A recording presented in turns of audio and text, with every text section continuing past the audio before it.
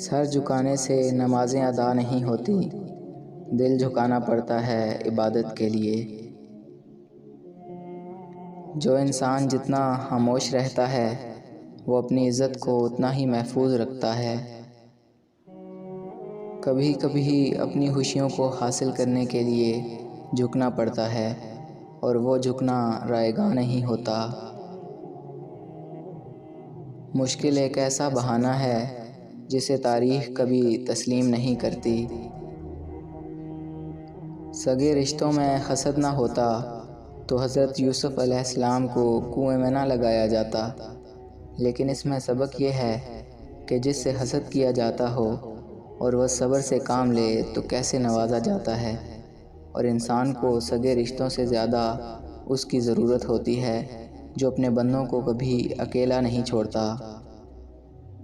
جسم میں سر اونچا ہوتا ہے، لیکن اگر ذلت ملے تو جوتے بھی سر پر لگتے ہیں، جبکہ پاؤں سب سے نیچے ہوتے ہیں، مگر عزت ملے تو لوگ پاؤں میں پگڑی رکھ دیتے ہیں۔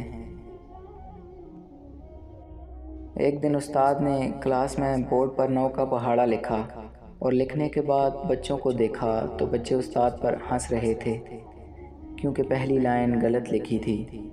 استاد نے بچوں کو خاموش ہونے کا اشارہ کرتے ہوئے کہا، میں نے پہلی لائن جان بوجھ کر غلط لکھی ہے کیونکہ میں تمہیں اس کے ذریعے ایک بہت اہم اور تجربے کی بات بتانا چاہتا ہوں۔ وہ یہ کہ دنیا تمہارے ساتھ یہی سلوک کرے گی۔ تم دیکھ سکتے ہو میں نے 9 بار صحیح لکھا جو تم نے نظر انداز کر دیا، مگر وہ ایک غلطی پکڑ لی اور اس ایک غلطی پر ہنس رہے ہو اور میرا مذاق بنا رہے ہو۔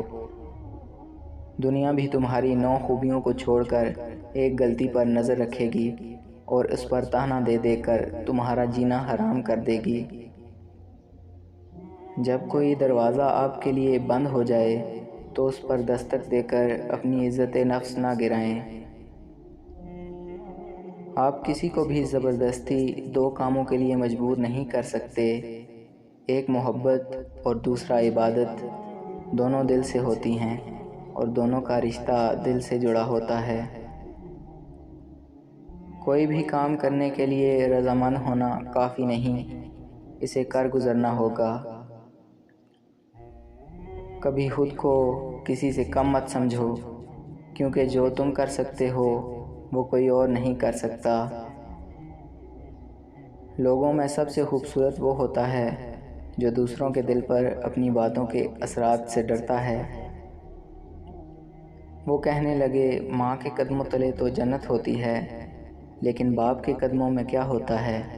تو میں نے کہا، باپ کے قدموں میں ایک پھٹا ہوا جوتا ہوتا ہے جو اپنی اولاد کی خاطر رزق حلال کمانے کے دوران در بدر ہوتے گھس جاتا ہے۔